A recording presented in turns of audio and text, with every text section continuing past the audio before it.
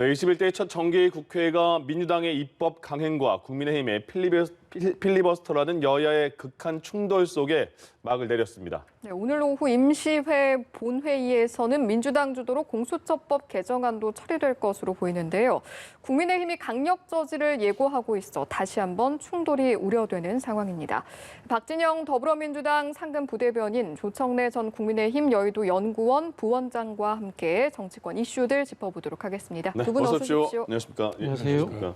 정기국회 마지막 본회의가 어제 열렸는데 저도 계속 끝까지 보니까 밤 9시에 공수처법 개정안이 상정이 됐더라고요. 그래서 네네네. 바로 김기현 의원이 3시간 동안 필리버스터라고 이제 밤 12시에 마무리가 됐는데 일단 공수처법 개정안 가장 핵심 쟁점인데 그걸 통과시키려는 어쨌든 강행하고 있는 민주당이 있고요. 그리고 저지하려는 국민의힘이 있는데 지금 어쨌든 본회의는 마무리가 됐습니다. 정기국회가요. 지금까지의 과정 어제 마무리가 됐는데 과정 어떻게 의미를 둘 수 있을지 한 번씩 여쭤볼게요.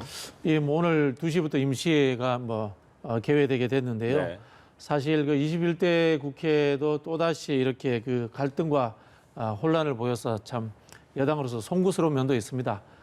그러나 이게 1년 동안 끌어온 법이고 우리 국민들이 보기에도 이 혼란 과정 자체가 한편으로 징글징글할 겁니다. 또 솔직히 야당도 이걸 어떻게든지 간에 개정안을 낸다거나 수정안을 한다거나 이런 것도 아니고 막무가내로 반대를 하고 있는 상황이기 때문에 참 어쩔 수 없이 참 표현이 그렇습니다만은 눈 한번 질끈 감고 한번 넘어갈 수밖에 없는 상황이 왔지 않나 이렇게 생각이 듭니다. 네. 예, 알겠습니다. 그러면 부원장님께서는 어떻게? 어제 115개 법안이 무더기로 처리가 됐습니다. 네. 잘 아시는 것처럼 작년 12월에 선거법 개정안하고 그다음에 공수처법을 강행 처리, 단독 처리한 이후에 올해 7월에 임대차 3법, 8월에 부동산 정세법 등 18개 법안 단독 처리했고요. 네. 어제 상황은 작년부터 1년 동안 이어져 온 상황의 재판 3판이다. 저는 이렇게 봅니다. 근데 이게 통과 과정에서 상당수가 위헌 논란도 있고 과도한 규제다 이런 얘기도 있었습니다. 그래서 제가 볼 때는 상임위 통과 과정에서 제대로 된 심의라든가 보완 절차를 거치지 않았기 때문에 향후에 이게 제가 볼 때는 부작용과 후유증이 만만치 않을 거다. 특히 예. 공수처법, 국가정보원법, 경찰청법, 기업규제 3법, 5.18 역사 처벌법 있잖아요. 민주화운동 특별법 이게 네. 후유증이 예. 있을 거다. 저는 그렇게 봅니다. 네, 국민의힘이 어제 이제 필리버스터로 맞서기도 했었는데 당초 5개 법안을 올렸었는데 혼선 끝에 결국에는 이제 3개로 결정이 됐거든요. 왜 이런 상황이 발생한 겁니까? 당초에는 지금 말씀하신 것처럼 5개를 했습니다. 그런데 그중에서 공수처법 개정안하고 그다음에 국가정보원의 대공수사권을 경찰로 넘기는 국가정보원법, 그다음에 대북 전단 금지법 3건만 필리버스터를 하기로 하고요.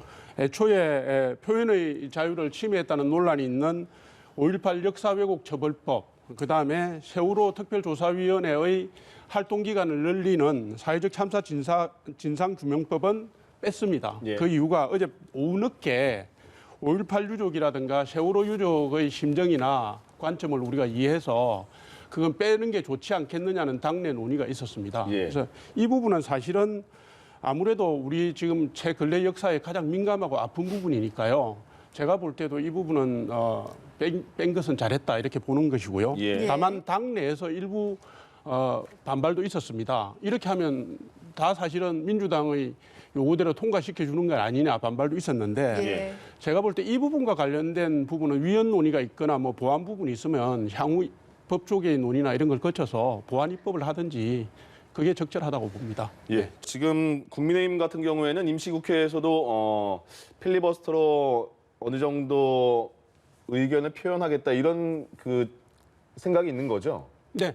예. 그러면 딱히 사실 의원 수에 비교해서 어떤 다른 방법이 있진 않고 여론전이라고 생각해도 됩니까? 그렇습니다. 처음에 원래는 장애 투쟁 말고는 네. 국회 내에서 할 수 있는 게 사실은 합법적 의사 진행 방해라고 하는 필리버스터인데요. 이게 지금 잘 아시는 것처럼 회기가 종료가 되면 필리버스터도 종료되게 돼 있고 네. 회기가 진행 중이어도 필리버스터 개시한 24시간 이후에 최적 의원 수의 5분의 3이 중단을 요구하면 중단하게 돼 있지 않습니까? 예. 그러니까 지금 민주당이 이 법여건을 다 합치면 180석이기 때문에 그 구성 요건이 되어 있거든요. 네. 그래서 어제 공수처법 필리버스터는 어제 자정부로 회기가 종료되는 바람에 끝났고요. 예. 오늘 2시부터 12월 임시국회가 지금 이제 열릴 예정인데 그러면 24시간 뒤에 중단하고 24시간 뒤에 중단한다고 하면 민주당의 지금 의도대로 하면 12일이면 법 3개 다가 통과되는 그런 네네. 상황입니다. 그래서 예. 국민의힘은 지금 할 수 있는 방법이 없어요. 예. 이 실상을 국민들께 직접 알리고 호소하는 수밖에 없기 때문에 예. 비록 한계가 있지만은 필리버스터라도 하는 겁니다. 그렇게 이해해 주시면 예. 되겠습니다. 민주당은 그러면 그 필리버스터 하면 말씀하신 것처럼 24시간 지나면 5분의 3 180석 만들어서 중단시키고 다시 안건에 표결하고 그런 식으로 가는 겁니까? 뭐 그럴 수도 있고요. 뭐 비웃는 건 아니고요. 네. 이 국민의힘이 저희가 과거에 저기 테러 방지법 때 필리버스터 했는 것처럼 그 정도 할 수 있을지 사실 좀 의문입니다. 시간이나 그런 거요? 예, 흔히 이분들이 과거에 이제 웰빙 정당의 그런 분들이기 때문에 한편으로 저희가 보기에는 이거조차도 지나가는 과정으로서만 생각하지 그렇게 사실 절박하지 않다라고 저희들은 보고 있고요. 말씀드리자면은 이 공수처법 자체가 지난 대선 때 여야가 모두가 다 공약을 했던 법입니다. 네. 예. 그리고 이 공수처법이라는 게 진보 보수의 문제가 아닙니다.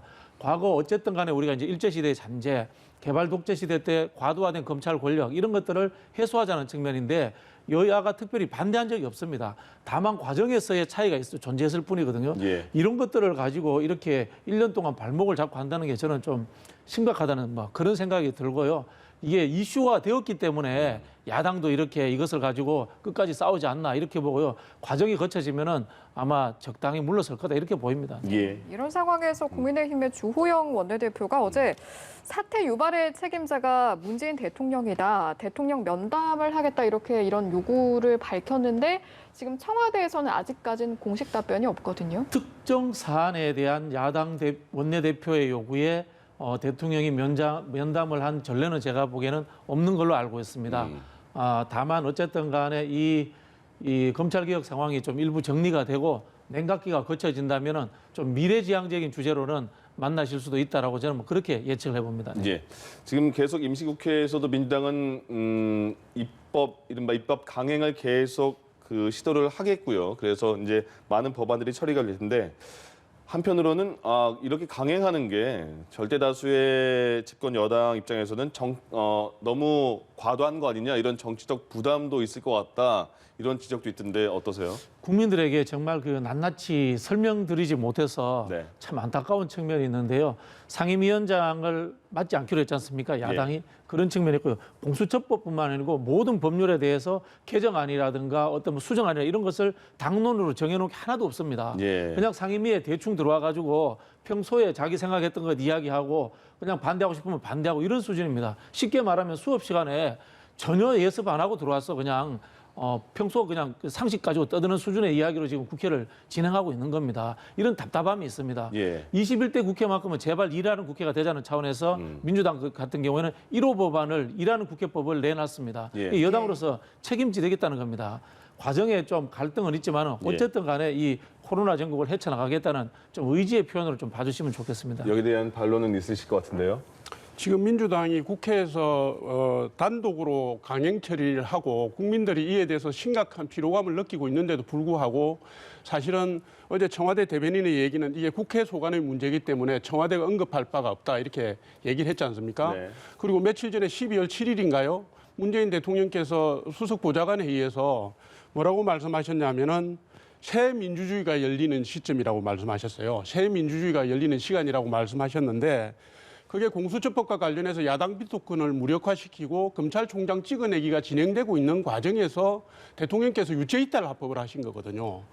지금 민주당 지금 대통령 지지율을 보면요. 지난주에 37.4% 나왔습니다. 오늘 발표된 게 37.1%로 더 떨어졌어요. 예. 지난주에 민주당 지지율이 제가 보니까 29.7%던데 이게 뭐겠습니까? 단순히 검찰과 법무부 간의 갈등 양상 때문만이겠습니까? 저는 이게 강행처리, 민주주의 기반을 무시하고 강행처리, 단독처리, 의회 독재하는 과정에서 국민들이 피로감을 느낀 게 반영됐다고 보는 거거든요. 공수처 문제는 지금 여러 가지 말씀하셨지만 지금 논란이 되고 있는 건 중립성의 문제로 지금 옮겨갔는데 예. 이것도 지금 담보를 안 하겠다는 거 아닙니까? 지금 만약에 공수처가 출범하고 권력형 비리와 관련된 수사권들을 다 가져가서 그걸 덮으려고 하면 국민의 저항은 지금보다 더 심해질 거라고 제가 보는 것이고요. 공수처 문제는 지금 헌법재판소에도 지금 유연 심판 청구가 돼 있는 상황이고 가처분 신청도 돼 있는 상황입니다. 법률적 심판도 남아 있기 때문에 예. 이게 지금 제가 볼 때는 완전히 끝난 사안이 아니고 민주당이나 청와대가 지금이라도 공수처장을 중립적으로 뽑을 수 있는 방안, 그다음에 여야 간의 대화 정치를 복원할 수 있는 방안을 가지고 있어야 된다. 저는 그렇게 생각합니다. 이제 뭐 제가 한 말씀 드릴 수밖에 네네. 없는데요. 예.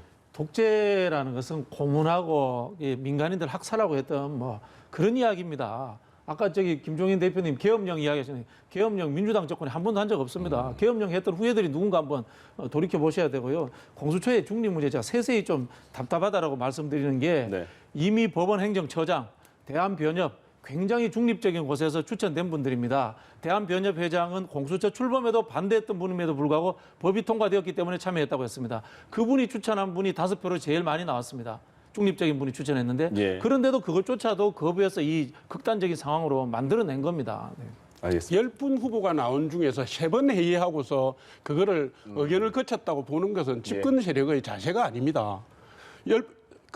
공수처장 후보가 10분이 추천이 됐잖아요. 그 중에서 2분을 좁혀가는 과정을 겨우 10일도 안 되는 과정 속에서 다 하고 우리는 할 거 다 했다고 하는 게 무슨 집권 세력입니까? 그건 아니죠. 10일 동안밖에 회의를 못하게 만든 상황이 왜 생겼습니까? 100일 동안 추천위원조차도 추천하지 않았기 때문에 생긴 추천위원회가 일입니다. 구성되고 난 뒤에 10일간 하는 건 집권대 그러니까 이 세력의 자세가 법이 아니라고 작년 보는 패스트 겁니다. 트랙 이후에 1년 동안 논쟁을 한 겁니다. 모양만 갖추신 거잖아요. 됐습니까 이제? 네. 예, 알겠습니다. 네. 저희가 다음 이야기로 좀 넘어가 보도록 하겠습니다. 김태년 더불어민주당 원내대표가 전속고발건 뒤집기와 관련해서 항의 방문한 정의당 의원들에게 사과를 했습니다. 이 뒤집기라는 상황 자체가 왜 벌어진 겁니까? 이 해보니까요, 이 전속 고발권에 실제로 대상이 대기업이 아니고 대부분 92%가 중소기업이라는 거죠. 예. 실제로 대기업은 이 대형 로펌이라든가 변호사를 고용해서 방어권적 측면에서 대응을 하고 있는데 중소기업들은 이런 상황을 못 가지기 때문에 중소기업만이 피해가 오는 상황이기 때문에 법을 보완해야 되겠다. 이런 취지에서 아마 이 뒤집기 상황이 벌어진 것 같고요. 그런데요. 안건조정위에서는 그러면 그걸 몰랐던 겁니까? 전체회에 와서 알았을까요? 거기에 대해서 뭐 제가 세세하게는 잘 모르겠습니다만은 내부의 당내 그 의원들도 아마 반대가 있었던 걸로 그렇게 알고 있고요. 예. 뭐 정의당한테는 좀 뭐 미안한 느낌, 좀 감정도 가지고 있고요. 한편으로 보면 좀 이렇게 봐주시면 좋겠습니다. 정당 간에 이제 신의성 씨를 우선적으로 볼 것이냐, 네. 아니면은 자기 정체성을 우선적으로 볼 것이냐 이런 측면에서 이 정의당이 여기에 대해서 좀 이 대기업과 이 중소기업의 기술 탈취 문제라든가 이런 좀 보완적인 것들을 같이 해서 개정안을 내면 그때는 다시 좀 논의가 되지 않을까 뭐 이런 생각이 듭니다. 네. 예.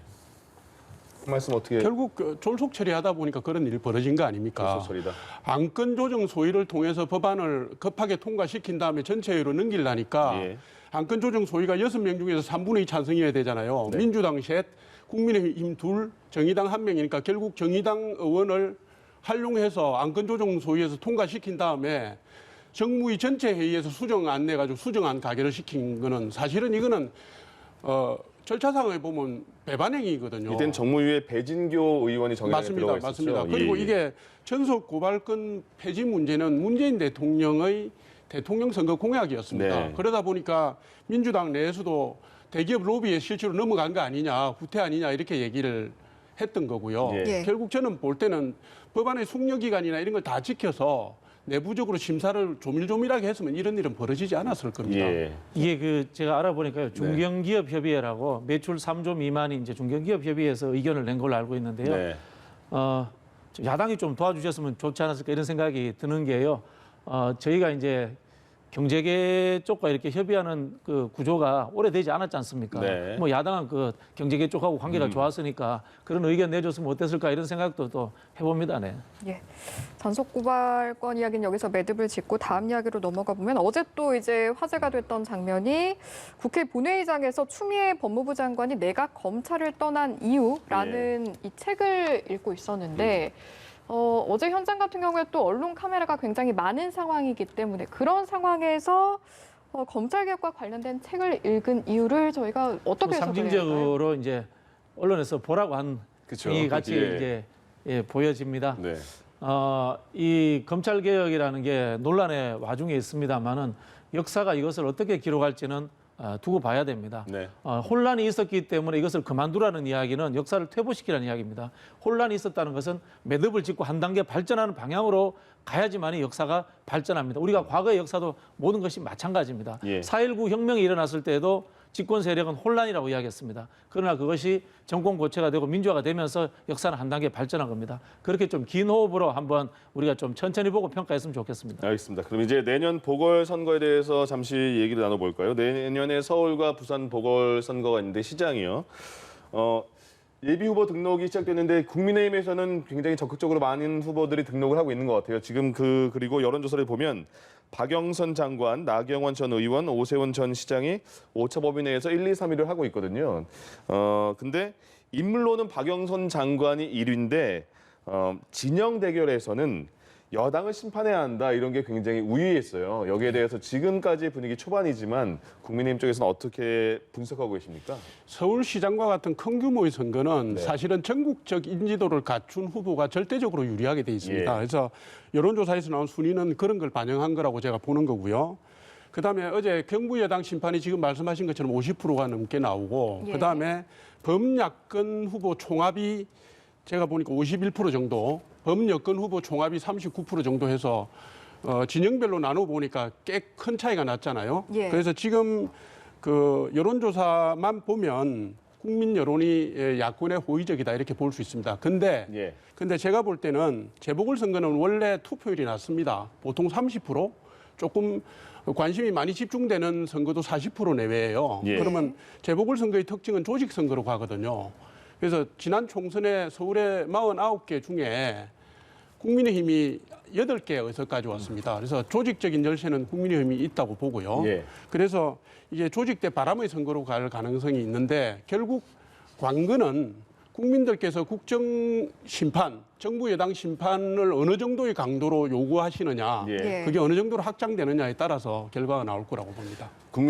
민주당에서는 아직 등록을 안 한 것 같은데 지금 계속 이름이 오르내리는 사람이 박영선 장관, 우상호 의원, 뭐 박주민 의원. 예. 뭐 말씀하신 것처럼 집권 4년 차이기 때문에 정권 심판론이 우세할 수밖에 네. 없습니다. 이런 상황에서도 이제 박영선 장관이 1등을 했다는 것은 참 고무적인 상황이다 이렇게 생각이 들고요. 예.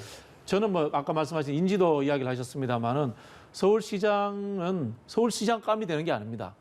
정말 전국적인 대통령이 될 만한 사람이다라고 느끼는 사람이 저는 서울시장감이 된다라고 생각. 늘 그렇게 우리 선거의 결과가 그렇게 나와 있습니다. 예. 그게 왜 그러냐면요. 흔히 하는 소통령이라고 하지 않습니까? 이 서울시정을 통해서 대한민국의 국가의 비전상을 먼저 한번 보여주는 자리이기도 하고요. 네. 실제로 우리 국민들이 이 게임으로서 또 선거를 보다 보니까 서울시장하고 다음에는 뭘 할까? 이건 또 생각을 합니다. 예. 그런 측면에서 전국적 인지도와 더불어서 미래의 비전을 보여주는 사람이 되어야 된다. 그런 측면에서 저는 여당에서도 정권 심판론을 넘어설 수 있는 후보를 내야 된다. 예. 그런 생각을 가지고 있습니다. 그럼 박영선 장관은 계속 이름은 오르내리지만 아직 그 인사 그 개각에 포함은 안 돼 있잖아요. 그렇죠. 네. 예. 현재 그 코로나 전국에서 가장 피해를 보는 것이 중소상공인들입니다. 네. 예. 주무부처 장관이다 보니까 그 일에 전념하시고 좀 말씀을 자제하시는 것 같습니다. 알겠습니다. 네. 네, 지금까지 박진영 더불어민주당 상근 부대변인, 조청래 전 국민의힘 여의도 연구원 부원장과 함께 얘기 나눠봤습니다. 고맙습니다. 고맙습니다.